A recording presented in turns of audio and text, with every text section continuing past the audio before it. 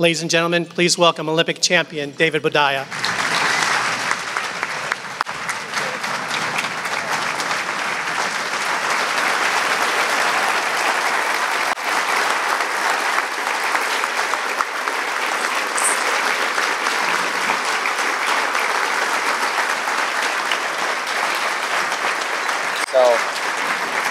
I just want to thank David. I also want to thank Randy Williams and the rest of the Lafayette Savings staff for just your hard work and supporting me here today. And then also, I have to take the time to introduce my beautiful wife, Sunny Boudia, and her parents, Jeff and Carolee.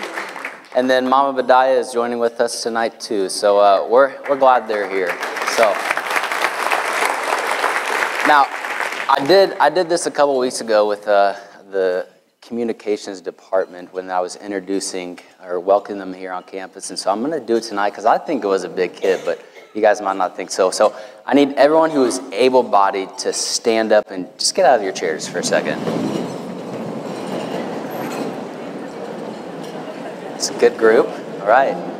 So really, this was just for my entertainment to see if you'd listen to me and to get the food down so you can sit back down and we're ready for a night.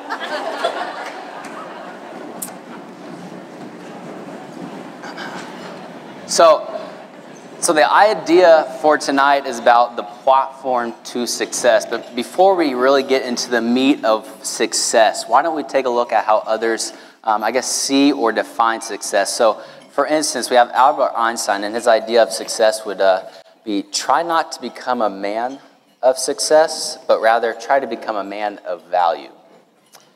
And Michael Jordan says it like this: I failed over and over and over again in my life, and that is why I have succeeded. And Dale Carnegie says it like this: develop success from failures. Discouragement and failures are two of the surest stepping stones to success. And so these are three individuals who have had extremely successful careers, and obviously we would all find success in all different ways, but I know my take on success is not going to be the same, so I know there will be pushback, but I guess just asking yourself, how would you guys define success tonight and for, the rest of your careers?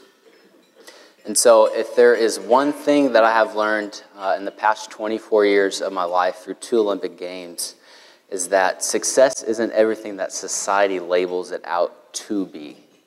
And so our society labels success based off of what kind of car you drive or what type of clothes you wear, what type of job you have, or how much money is in your bank account. But that is not success, folks.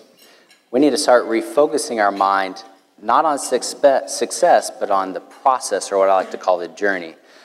Because life is not about how successful a person is, but it's about how hard a person works. And it's also about what they learn along the way to not only better themselves, but also to better others around them. So listen to this quote from a book called This Is Your Brain on Sports. I think this author says it perfectly. It's talking specifically about athletes, and it says, there is a distinction between hating losing and the inability to tolerate it. Dedicated athletes hate losing with a passion. They train hard to win and find losing distasteful. However, they have losing in perspective. They understand that failure is an inevitable part of competitive sports and a necessary prerequisite to success. They know failure provides feedback of what needs to change for a better result next time. And I think this definitely gives us amazing perspective and insight on how to view success. So tonight I might be biting off a little more than I can chew, because here I am, a diver, knows nothing, I know a little bit, but something about business, but here I am trying to convince a crowd full of successful business people to stop thinking about success and start focusing on the process or the journey. So we're going to see how that goes, but really the only way I know how to do this is by sharing my own personal testimony through my Olympic journey. And so as we listen, begin to hear how my journey correlates with the business world. So this is where I get started. So I grew up in a huge Olympic fanatic home, and every 4 years my family and I would gather around the television for about 2 weeks straight for the duration of the games. And I can remember my first games that I watched were the '96 Olympic Games in Atlanta. And I remember me, this little kid, standing in front of the television or sitting, and just seeing these athletes walk in to the opening ceremonies and seeing the United States written across their back. And I knew right there that is what I wanted to be when I grew up. And you know, some people dream of becoming president, others astronauts. This was me. I wanted to be an Olympian. I had my mind, my heart set on this. So of course I told my parents, and like any supportive parents would say, they would say, of course, David, you can totally pursue that. But really in their mind, they're thinking, all right, so if there's about 7 billion people in the world, 10,500 of these athletes go to the Olympic Games every 4 years. David's odd of making the Olympic Games is 700,000 to 1.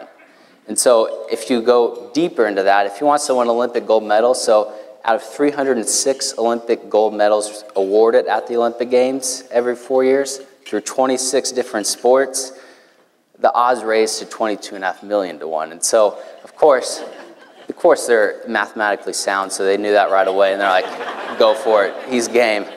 But really, I had a passion for this. I wanted to be an Olympian, and so I tried a lot of different sports when I was younger. And I played baseball, I ran cross country, I played soccer, and I did gymnastics. And I really thought I would go in this sport called gymnastics. And just pursuing it at a young age, I did a lot of training with it. And I just found out that I really don't have a passion for it. I'm burnt out, and so that was when the fall of 2000, I found this sport called diving. And I had no idea what diving was. I just knew that these people flip off a bunch of structures, and they also wear these tiny pieces of material. And so that is traumatizing for an 11-year-old boy.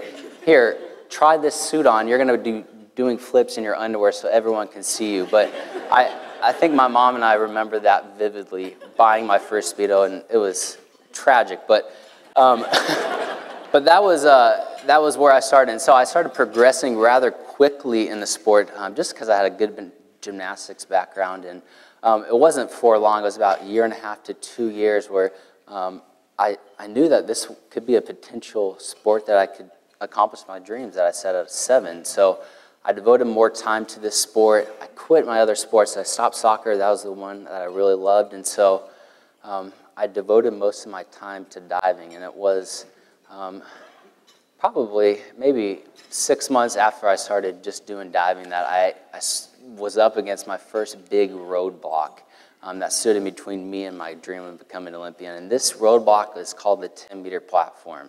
And so we saw it on the screen, but the 10-meter platform, it's a nemesis for every single diver starting out, unless they're absolutely crazy. But so to put it in perspective, the 10-meter platform is 33 feet up in the air.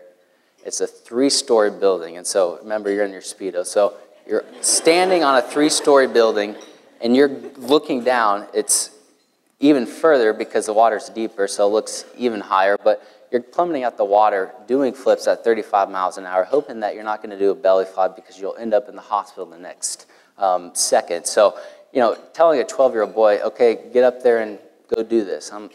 No, like you got to be kidding. You're crazy. But, and so this was really the first roadblock that I saw. And so what exactly did this mean with my goal in becoming an Olympian? Well, it meant that I had to begin to learn. I had to begin to start implementing change in my mindset. And it also meant that I had to put myself out there. It meant that I had to expose myself to this fear and make myself vulnerable, because that's, I think, the key to my sport and how I want to obviously achieve my goal. And so when I was 12 years old, I started meeting with a sports psychologist. And the first thing that this sports psychologist was starting to teach me was something about goal setting. And a 12-year-old trying to learn how to goal set, I was pretty ambitious, and so I was totally game for this. But the first thing I learned about goal setting is that there's 2 different types of goals. And you have your outcome goal, which your outcome goal says that, you know, what do you want to do? So ultimately, I wanted to become an Olympian. And so your process goals is, okay, how are you going to get there? And so my first challenge in my process goals was to be getting over this fear of 10 meters. So you set tiny goals to ultimately achieve this outcome goal. So by the time you do achieve this outcome goal, you have a stack of process goals about this big.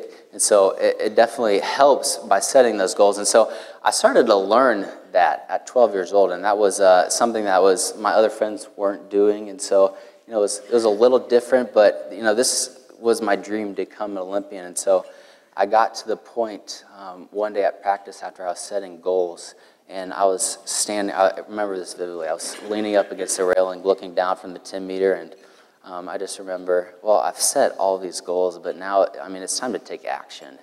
And so I remember thinking, okay, what am I doing now, right here today, that's going to get me to where I want to be in the future? And that was absolutely pivotal moment. And that was right then and there. I started started getting good at diving. I started overcoming this fear. And so fast forwarding a little bit, about 6 years, I am now walking into the opening ceremonies at the Bird's Nest in the London Olympic, or the Beijing Olympic Games. And so the dream was accomplished. And I got to tell you, that was, walking into that Bird's Nest was absolutely amazing. So if you remember what Beijing did at those Olympic Games, it was phenomenal. But I remember walking in, and there's 500 U.S. athletes in the small white tunnel right before walking into the Bird's Nest. It's probably the width of this doorway right here. And so you have 500 athletes from the United States, just full on anticipation, getting ready for the games. They trained for this their entire life.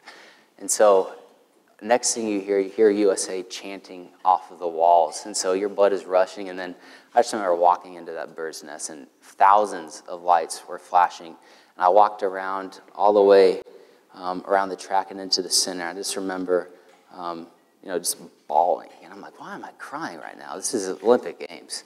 But it was because that this dream was accomplished, but it wasn't because that I accomplished it, but it was because how many people sacrificed for me to get there. And a big part of that was my coach, but more importantly, my parents had sacrificed a lot so that I could be accomplishing my dream of becoming an Olympian. And so I was at the Olympic Games, and obviously I had bigger goals when I was in Beijing, and one of those goals was to medal. And USA Diving at the time was in a huge drought. We hadn't won medals since 2000, and we were at risk of losing sponsors and losing funding. And so, we were kind of in a huge vulnerable position. And I remember walking away from those games, and I placed 5th and 10th place, so medalists. And, I just felt broken, and I felt like a failure. I let USA Diving down. I let Team USA down.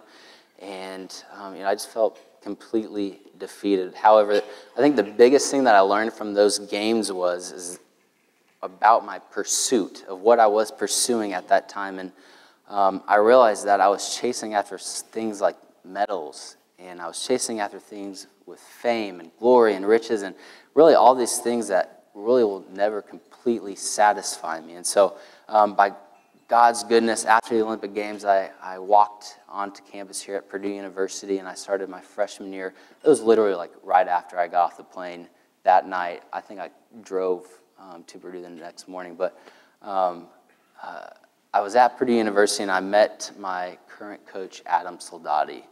And Adam is a different kind of coach. I don't know if you've met him, you know what I'm talking about, but he's just a special guy. And what makes Adam so special is that he really focuses on his athletes inside of the pool. But more importantly, he focuses on his athletes outside of the pool. And so he was more concerned about David as a person rather than David as the athlete inside the pool, because he knew that I had the potential to become an Olympic champion or whatnot, but that he didn't care about that. He cared about me as the person. So that's what he started to work on. And, you find this a lot in Olympic athletes, that after the Olympic Games, they fall into a big depression just because, the Olympics is this huge roller coaster ride full of highs and lows. And after it's all over, they stop and they're like, oh man, that was it. It was amazing, but now what? And so I fell into this big depression probably for up until my sophomore year of college. So it was a good year. I'd already started competing, and I didn't know what else to do. And so I knew how to do something. And so I went to my coach, and what Adam did was he started to teach me, and I started to learn about life. I started to grow and mature and realize that diving really wasn't everything that I am. It's not who I was, but I'm not defined by my sport. Diving isn't who I am, but it's something that I do.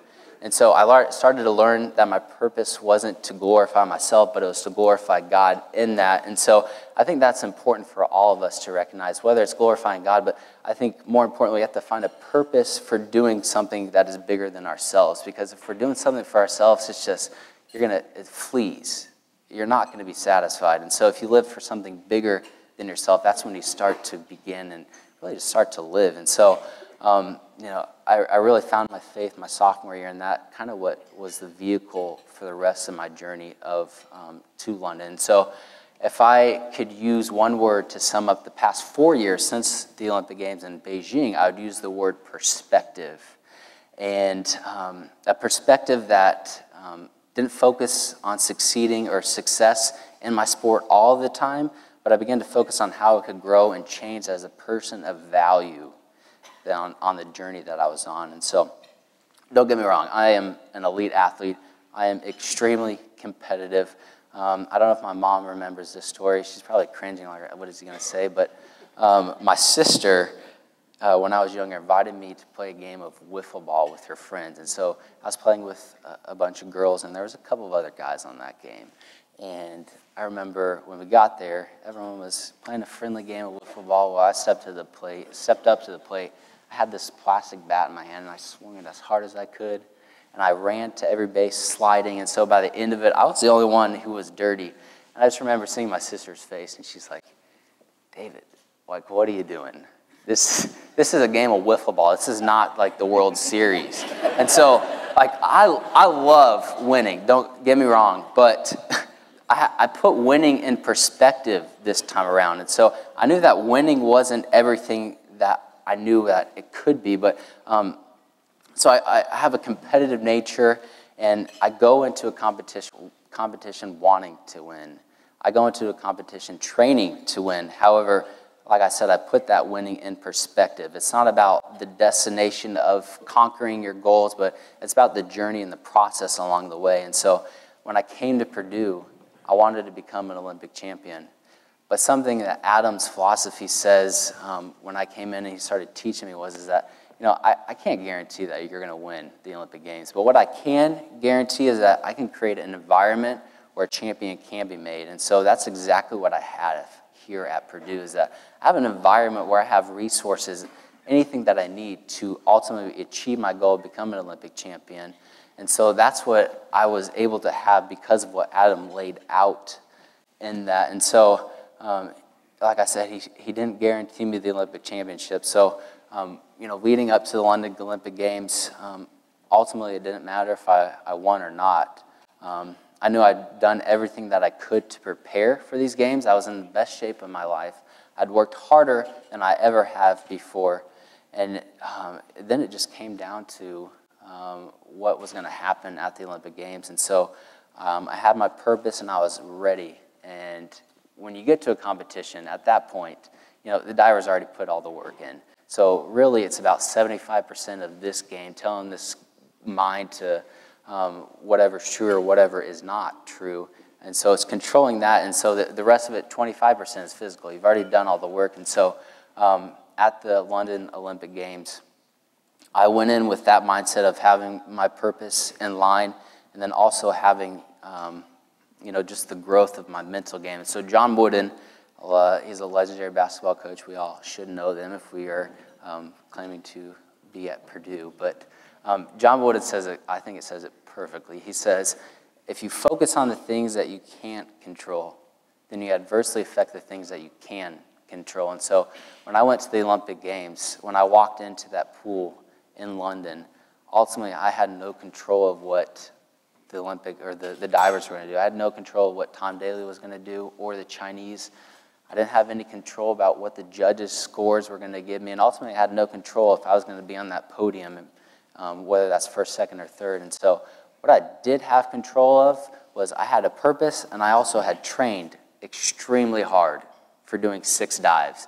And I joke about this all the time, but I train nonstop. I've trained for since 2000, so I've trained 14 years of my life for 6 dives. That's like 8 seconds. So that's kind of like, it's really depressing when I think about it, but So I have that to control, and so what it came down to was how I was going to stay focused, and when we saw that on the video, I did not do well in the preliminary events. I got 18th. I was the last final spot, but I think the coolest thing about that is because I had focused so much on my journey and the process along the way, is that I was totally content being 19th, and that was because of the growth and the work that was put in, and obviously by God's grace. But the next day, after getting into that preliminaries, after making that out, I placed third in the semifinal event, and then I was absolutely ready for the finals. It was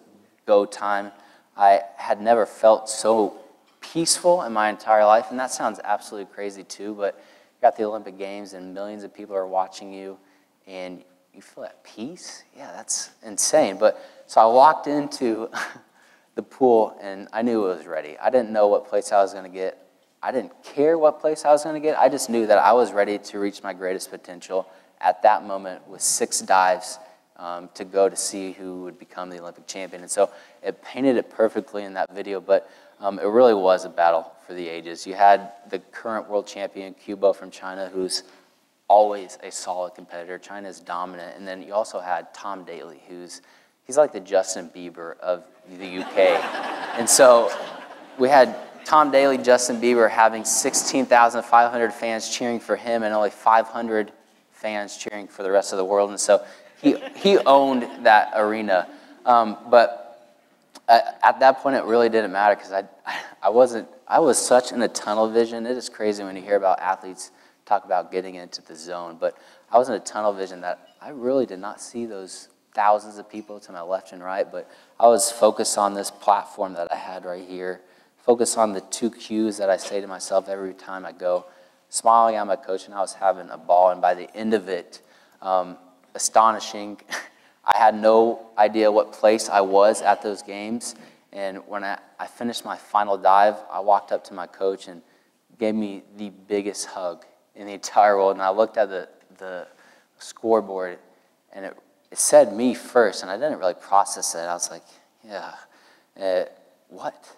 And so China dove, and my name stayed on the first place spot, and I still didn't really know what was going on, and like all these people started coming up to me and started hugging me, and I walked back into this warm-up area, and I kind of sunk my teeth into it a little bit, but I'm still in disbelief that actually and really happened. But no, becoming an Olympic champion was never about the destination the past 4 years, and it was all about the journey, and it was in that journey that I had succeeded and I had absolutely failed, and that I've risen to the top and I've been beaten down to the absolute bottom.